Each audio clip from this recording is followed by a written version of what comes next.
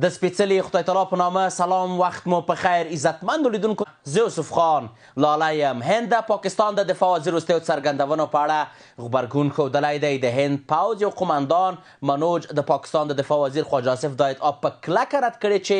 هند د افغانستان له لارې د پاکستان د بې ثباته کولو هڅه کوي او ویلي دي چې نوي ډلۍ چمتو دی چې د دښمن هر ډول حرکت ته سخت ځواب ورکړي. پر همدې موضوع د بحث لپاره په ژوندۍ بڼه راسره وصل دی په لندن کې د کډوالو چارو وکیل ښاغلی عزیز مارج صاحب. مارج صاحب سلام مشې، ښه راغلاست درته وایم. مارج صاحب، خواجه آصف وخت ناوخت په اسلامي امارت باندې تورونه پورې کړي، هغه دې بیا یو ځل دغه تور رد شو، یو ځل بیا وویل شول چې نه د پاکستان خبرې ناسمې دي او د هندوستان لوري ویل شول. فکر کوئ چې دغه تورونه ښاغلی آصف ولې لګوي؟ مننه جناب العالی صاحب محترم، تاسو ته تاسو تخنیکي همکارانو ته لیدونکو سلام له احترامات وړاندې کوم.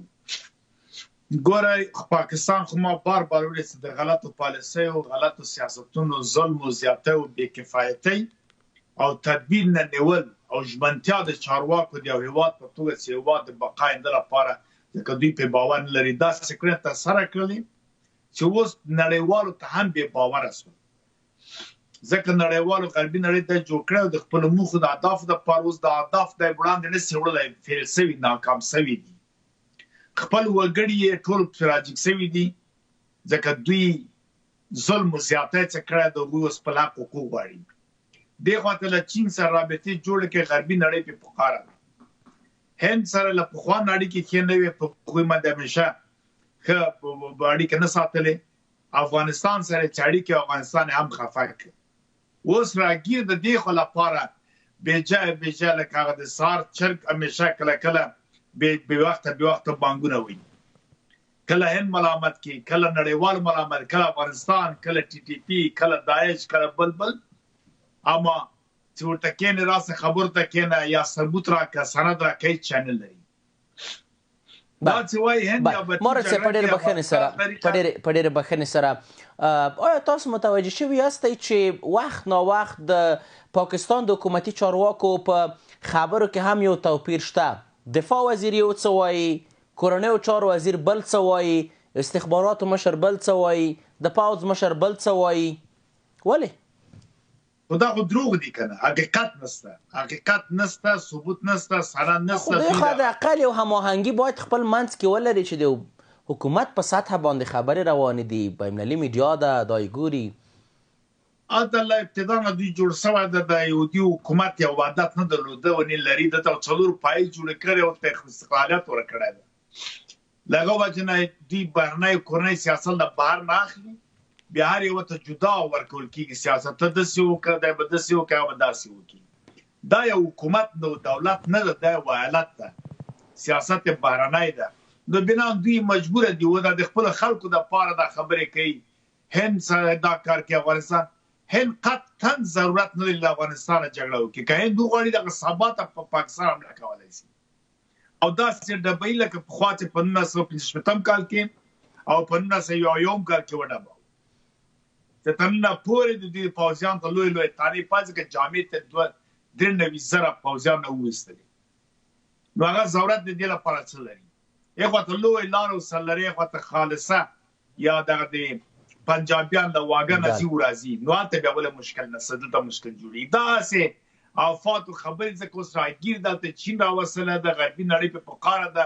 د خپلې بقته باور وکړه دا اوسې خبرې کوي، سیمه ییزه غونډه جوړوم، د سیمې هېوادونه وړم یا خبرو ته کېنم.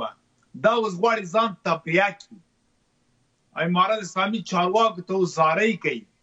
چې د خپل دوی د بقا دپاره دوی مرسته وکړي. دوی ډارېږي، دغه میراب او منبر خو ما ویني دا ترې لاړه، افزار چې دی استعمالول د اسلام دین په نوم، دا اوس په افغانستان کې دي. دا ډارېږي که د طالبانو مشر مثلا ملا هیبت الله کوم فتوا ورکړي، ټول یې مني، تر هند مسلمانانو پورې دا فتوا منل کېږي او بیا پاکستان باندې راشي. دا اوس خلک راپورته سوي دي، جهاد رسما د پنجابیانو په وړاندې کوي، ملایان راجګ سوي دي، د مدرسې کسان راپورته سوي دي، پوځیان راپورته سوي دي دوی په ضد باندې. هلته د افغانستان په اړه دوی خبره کوي، پوځیان ورته وایي دا اسلامي ملک ده. دا اوس راګیر ده ځکه دا خبره کوي کله هند ادرس ورکوي کله افغانستان کله مارچ اوس به راشو په ډېر بخښنې سره مارچ اوس به راشو د بحث یو بل بود ته اوس به راشو د بحث یو بل طرف ته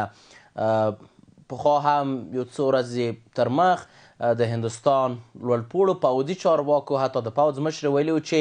د سندور کوم عملیات شو یوازې واړه عملیات او اصل عملیات پاتې دي نن ډېر لوړپوړي چارواکي دا خبرې کړې چې د پاکستان سره موږ جګړې ته آماده یو آیا بله جګړه په لار کې ده مارچ صاحب د چا منځ کې جګړه د هند او پاکستان د افغانستان هند پاکستان نه هغه جګړه کنټرول جګړه ده هغه امر له غرب متاسفانه ورکړل کی یا خوشبختانه متاسفانه مخکې هم دوی سره کار په کار سره ترند او ټلیفون ورته بیا دوی شام کړه چې غلی سیمنګ دې ته اوس وخت نه لرو اوس فعلال مسایل د اوکراین دي د اوکراین مسله بدل کی دغه حالت نيزه سوي دي تفاهم سوا د خاور چې روسیې نیولې او روسیې ته ورکې او نور مادنو کې په امریکا قراردادونه کوي بل رژیم برازي هغه ته اجازه ورکړي چې اتحادیه اروپا ته ورسي ناتو ته بنسي اته تفاهم کې بیا راځي بیرته د اسرائیل او د افغانستان او د نور مسایلو ته وخت په کار زمان په کار ز ګمانه کوم د سیاست یو خبره ده چې ډاکټر خلیزاد ویلي چې د داعش مرکزونه پټنځایونه په پاکستان کې د داعش خراسان بخش مرکز مطلقاً تثبیت کړل پاکستان ده نو له غجینه غواړي چې د انشان کارا ماده کې تیاری کې د درسونم چې غلطي و دی خو ته منډي وي دا تاسو هم چې خبرم کوي پاکستان او غرب د پردې شاته د داعش خراسان وسه پخوانی ډلې تپلې مثلا د شورا نظار یا شمالي ډلې یا پخوانی شرف فساد او دا کسان هم اسلام آباد او ترکیه او پروسه د داعش خراسان ورکول کیږي په دې باندې کار روان ده تللی هم دي مطبوعات هم په خبر دي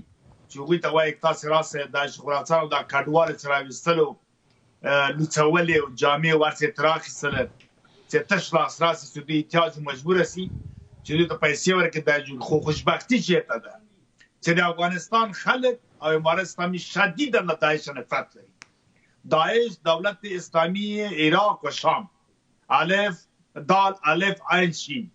دولت اسلامی عراق دا په موږ باندې هیڅ اړه نه لري دا کوم د اسلامي نظام راوړي اسلامي نظام په ورسره کې دنه بهتر است بله دا وجه د سودي نگرانی لري اوس غواړي د شمالي ډلې تپلې د مقاومت ډلې او مشران غوښتي دي چې وي ته دا وظیفه ورکړي یعنی مورد صاحب تاسو په ټوله کې په دې باور یاستئ چې د هند او پاکستان ترمنځ جګړه به هیڅ کله نه کېږي ځکه کنټرول ده درست نو بالکل کچېرې نو بیا په مې میاشت کې 12 ورځې جګړه ترڅنګ د 1999 کال ترڅنګ نور جګړې چې تاسو پکې نوم واخیستلو هغه څنګه هغه کنټرول نه وي نه هغه وخت امر وسه دا کار به سوي او نور ملحوظات ته موجود وو نور مسائل هغه وخت ماته پوښتنه دلته پیدا شو په ډېرې بخښنې سره څنګه امکان لري چې دوه هیوادونه چې سره په ګاونډ کې دي چې په میلیونها نفوس لري او اټومي وسلې لري او هر څه لري دا د یوه هیواد دومره د غټې قومندې لاندې یعنې د امریکا ستاسو په وینا چې همیش وایي دا مخکې سیستم همداسې جوړ سوی ارسوی ده هغه سیستمونه دلته اوس کار کوي تر ډېر وخته شاید نور هم کار کوي 100 کالو نوره پورې هم دا متاثر همدغسې جوړښت همداسې ده دا کامن ویلت دا نور سیستمونه له ډېر پخوانه چې مثلا شرقي کمپنیان د ترال 1414 دې کالونو وروسته کراکرا هلته یو سیستم جوړ سو بیا پس انګریزانو چې مداخله وکړله په 1809 دې کالو کې سیستم په استعماري واوښته اوس بیا سیستم په کامن ویلت په دې مسایلو کې راغله دا وجه ده چې دوی څه نشي کولای متاسفانه اورئ صاحب بله تاسو غږ لرم مارد صاحب دا مسایل شپږم کال جګړه سره د پاکستان دی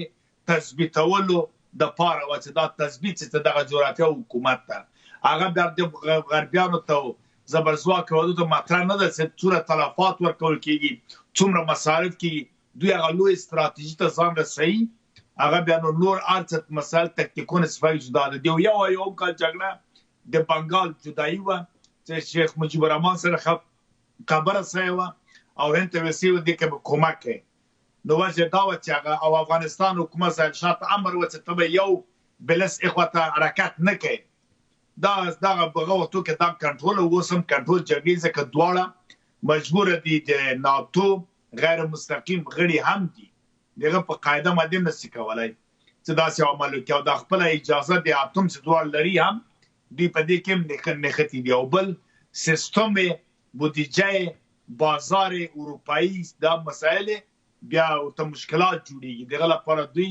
مجبور دي هند نشي کولی چې مستقیم روسیې سره اړیکې جوړې کړي یا مستقیم د امریکا سره جوړ کړي. مجبور هغه بالانس سیاست د خپل راتلونکي لپاره ولري. او پاکستان خو یو ایالت د غربي نړۍ ده، نو ځکه دغه جګړه کنټرول جګړه ده. درست. مارج صاحب، په خبرونه کې ستاسو له حضور څخه نړۍ منندوی یم. کور مو آباد چې وخت مو راکړ.